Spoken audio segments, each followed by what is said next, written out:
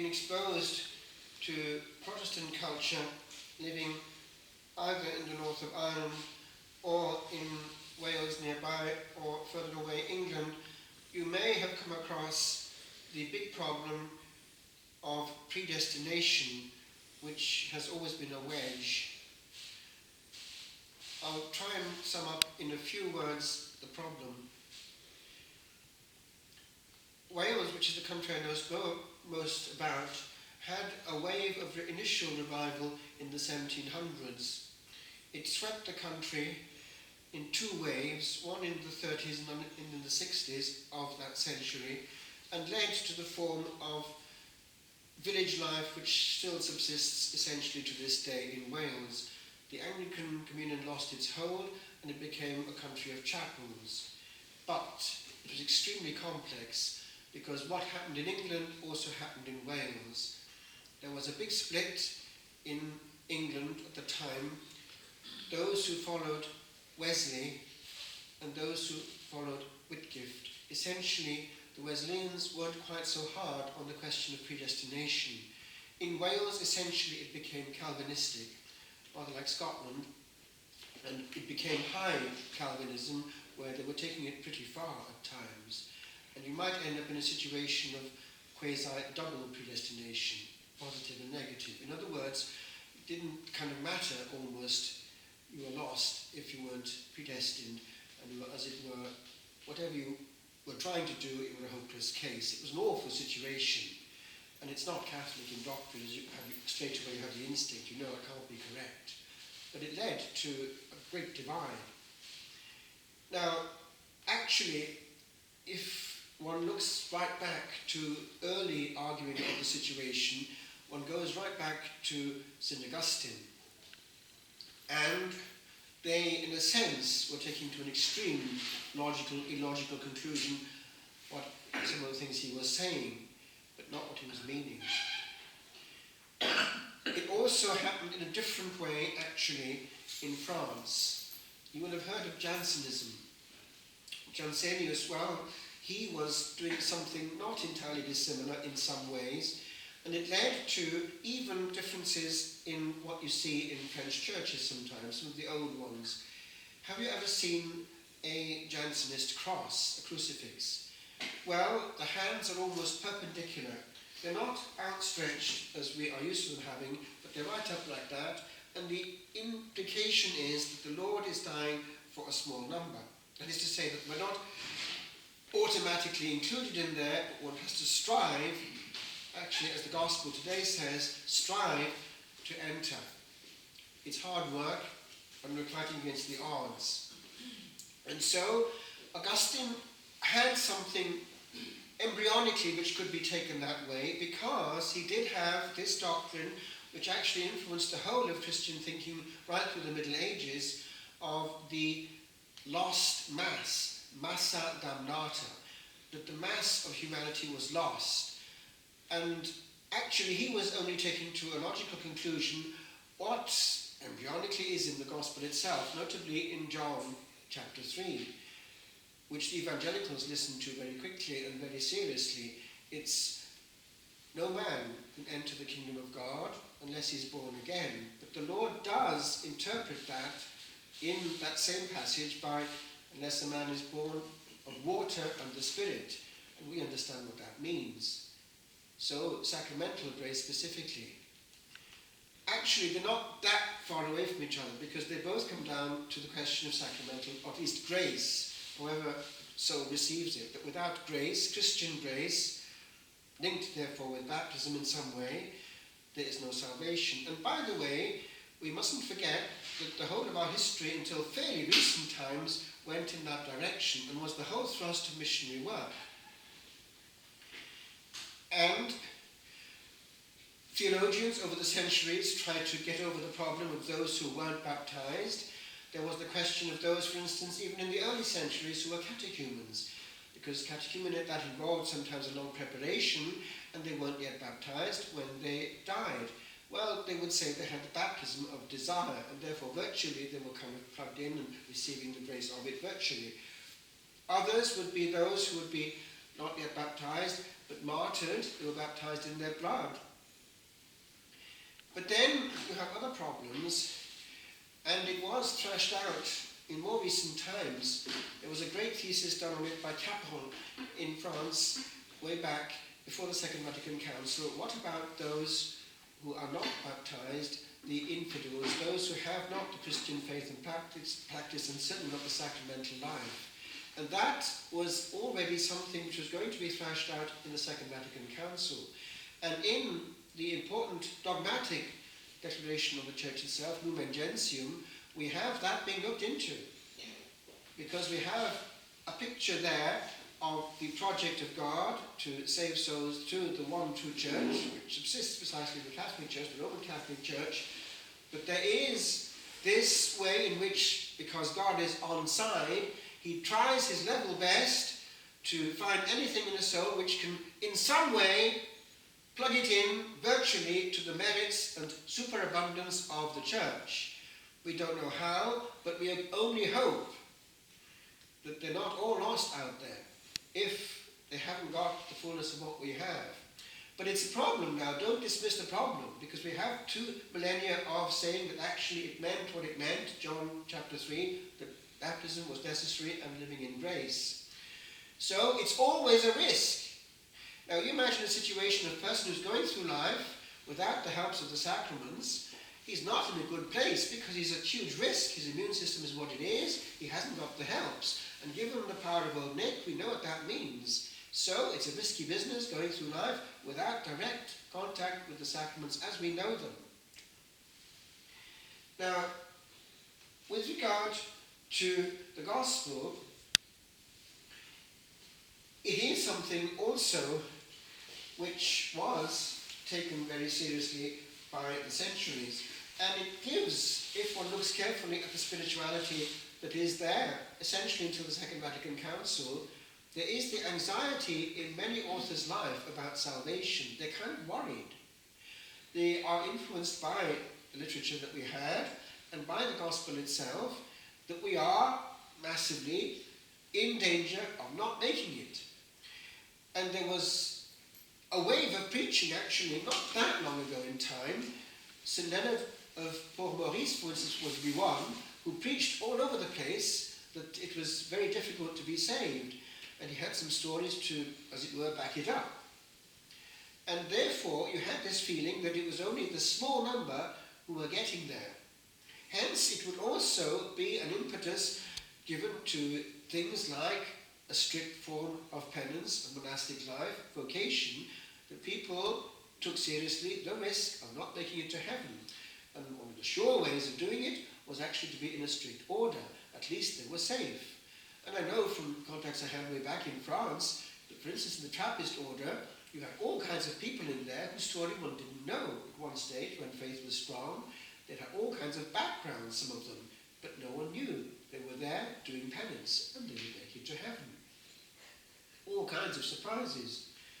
I know once I heard this, that the young man in question was at a dance. He must have been about 19 or 20, and he was asking this young lady in one of the salons of Paris for a dance, and they had a good time on the floor, and then they paused between the music, and they there were sitting opposite each other, and she pulled out her little powder box, and as she was remaking her beauty, she blew into it and said to him, "Souviens-toi, homme, que tu es poussière, et que tu tourneras à la poussière.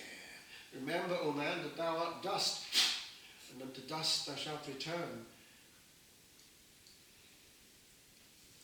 Wow. He walked out, looked at the stars, and said, "Maybe she's right." And sometime later he knocked at the door of La Trappe, and they let him in, and he died persevering in grace, realizing that he was going to die one day.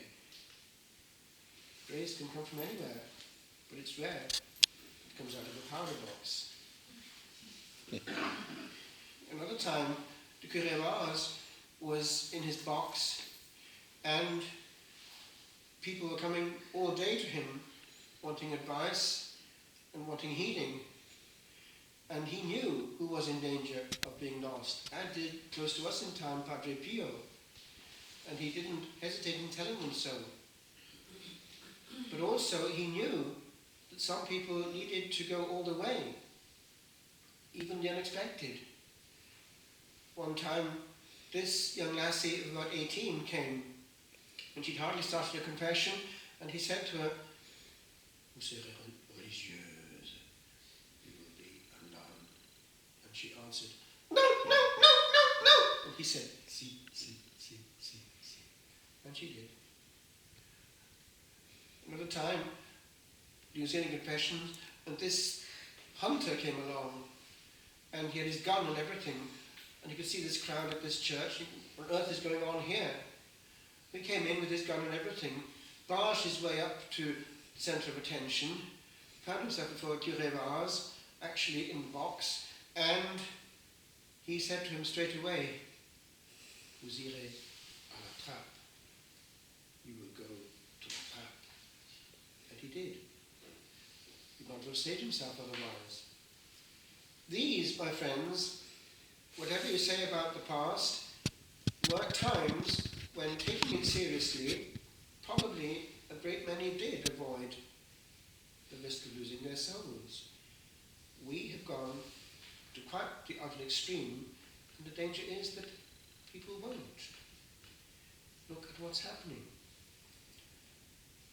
Nothing has changed metaphysically in the state of bliss, beatific vision, or the structure of the soul. And a soul which is directly opposed to God at the moment of death, not therefore in a state of grace, having expelled the divine life in its soul, is in a situation where by its very nature it is unable to have access to the beatific vision. Now, that's not a question of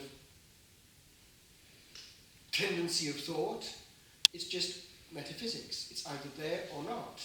Therefore, massively right now, the danger is not less but more. And yet, we take it less seriously. And we have a false notion of God himself, as though he had no longer any right to judge. He was henceforth quite harmless. It's not that. The soul itself, 1 second after death, sees itself and sees that in this state it cannot go towards God. The soul itself is its own judge at that point. It prefers not to. In that state, to go towards God is to go towards a terrible burning. Therefore, it pushes itself in that direction. Now, do you see how clever old Nick is?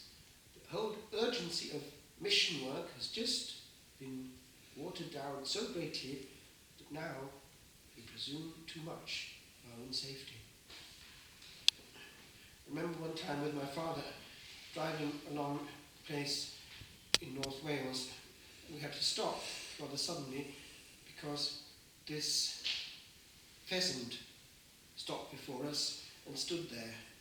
And Dad said to it in Welsh that bird was more tame and was good for it. It's the same with the soul. We're too kind to ourselves for our own good. What am I saying?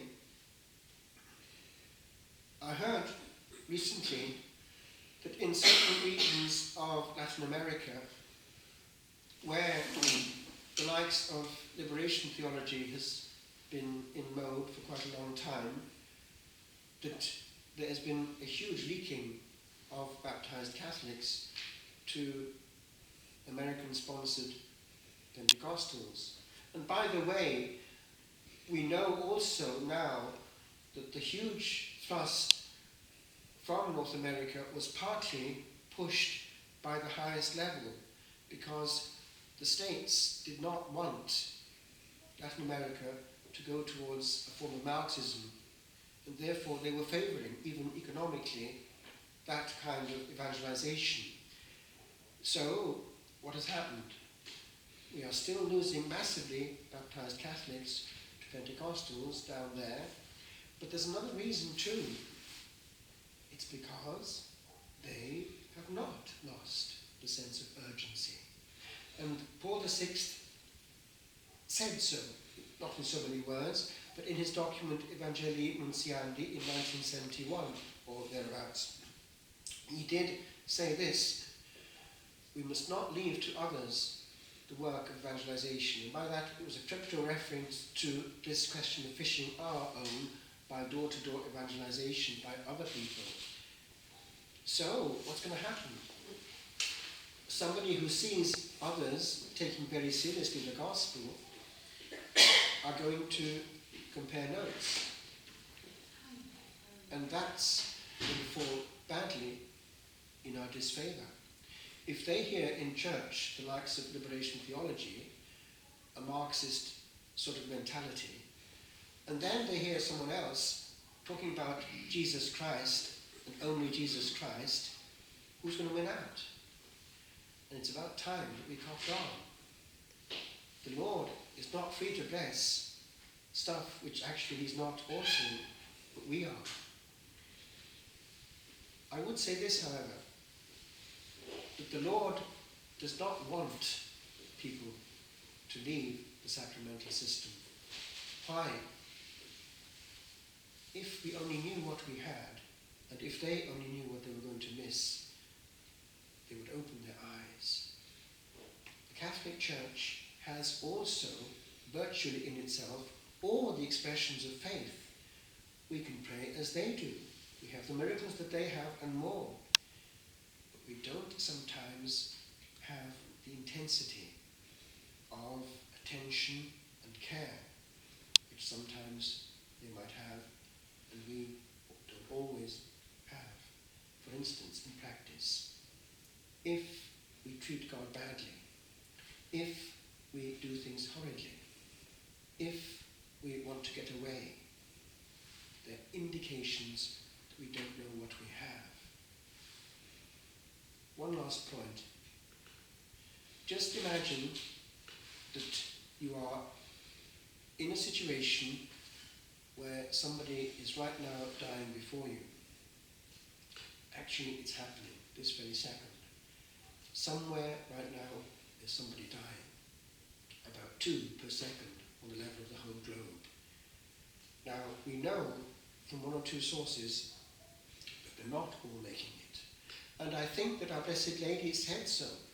At Medjugorje or somewhere, I forget where, the souls were falling into hell like snowflakes falling to the ground.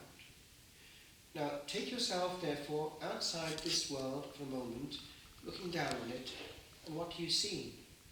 A cloud of souls leaving the globe. Up they go, coming more and more, all the time, 2 per second, 2 per second. And if that which I just quoted is true, a lot of them are falling right now, in the wrong place. Do you see how that horrifies our Blessed Mother? The angels, the guardian angels in question, and God the Father who created these immortal souls for Himself. If you ever go to Rome and go to the Sistine Chapel, lift up your eyes. Michelangelo surely was inspired, and he spent months painting the ceiling of the Sistine Chapel. In one frame, in one segment of that huge Last Judgment, there's one particular character that you might pause before. Actually, years ago, Bill Clinton and Hillary did. And you can see them actually almost poking fun at it. Not quite, but trying to get away from the issue, obviously. Because what it is this. Michelangelo has managed in one face to sum up extremely powerfully the look of the soul that for the first time is realizing that it's not made it and it's got all eternity ahead of it. I can't imitate it even now. You have to look at it to see. but it's perfect and utter despair. This, say what you like, saved souls. Monaster Boyce, saved souls. Look at the high cross there. A nude soul in the balance. Demon on one side, an angel on the other, and the poor soul wondering which way it's going to tip. That saved souls far more than our big words, our high-powered philosophy, which speaks a lot and does very little to get souls onto the right side.